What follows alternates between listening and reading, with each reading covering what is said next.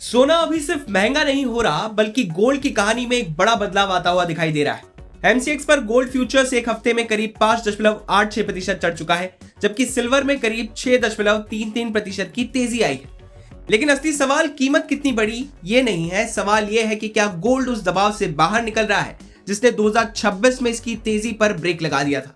क्योंकि अगर ऐसा होता है तो आने वाले समय में गोल्ड में सिर्फ छोटी मोटी तेजी नहीं बल्कि एक बड़ा रिकवरी फेज देखने को मिल सकता है। और इस पूरी कहानी का सबसे बड़ा संकेत अमेरिका से मिल रहा है। कैसे, चलिए बताते हैं आपको आज की गोल्ड आउटलुक रिपोर्ट में। दरअसल 2026 में गोल्ड के लिए सबसे बड़ी परेशानी अमेरिका की बढ़ती ब्याज दरें रही हैं। जब अमेरिका में ब्याज दरें और बॉन्ड से मिलने वाला रिटर्न बढ़ता है तो निवेशकों के लिए गोल्ड कम आकर्षक हो जाता है। इसी वजह से गोल्ड पर दबाव आया और इसकी कीमत अपने पीक से करीब 25% तक नीचे चली गई। लेकिन अब कहानी का सबसे दिलचस्प हिस्सा यहां से शुरू होता है। इतनी बड़ी गिरावट के बावजूद गोल्ड करीब $4000 प्रति आउंस के अहम स्तर के आसपास बना रहा। यानी इतनी बड़ी मार के बाद भी गोल्ड पूरी तरह से टूटा नहीं।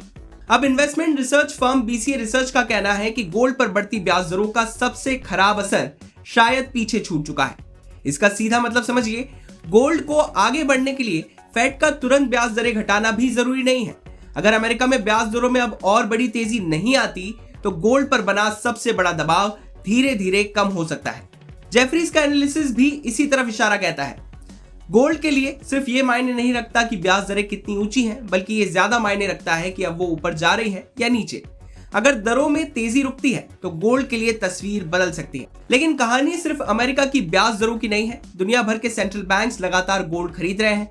दुनिया में जियोपॉलिटिकल टेंशंस हैं, डॉलर को लेकर अनिश्चितता है और कई देशों के लिए गोल्ड अपने रिजर्व्स को सुरक्षित रखने का एक अहम तरीका बनता जा रहा है। यानी गोल्ड को एक तरफ से दबाव मिल रहा है तो दूसरी तरफ से लगातार सपोर्ट भी मिल रहा है। और यही वजह है कि अब गोल्ड में अगली चाल बेहद महत्वपूर्ण हो सकती है।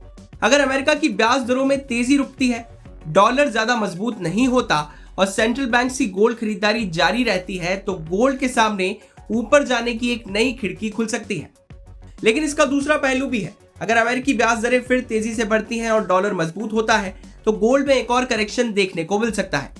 इसलिए अभी सवाल यह नहीं है कि गोल्ड महंगा है या फिर सस्ता, सवाल यह है कि अगला बड़ा ट्रिगर किस तरफ जाएगा। अगर दबाव कम हुआ तो क्या गोल्ड अपनी पुरानी तेजी वापस पकड़ सकता है, और अगर दबाव फिर बढ़ा तो क्या मौजूदा तेजी टिक पाएगी। यही वो दो सवाल है जो आने वाले समय में गोल्ड की अगली दिशा तय करेंगे और निवेशकों को इन दोनों सवालों पर ही नजर रखनी चाहिए। आपको क्या लगता है, गोल्ड की अगली मंजिल क्या होगी? तेजी जारी रहेगी या फिर करेक्शन आएगा? कमेंट में हमें जरूर बताइए और बिजनेस से जुड़ी बाकी तमाम खबरों के लिए आप देखते रहिए विस्तार।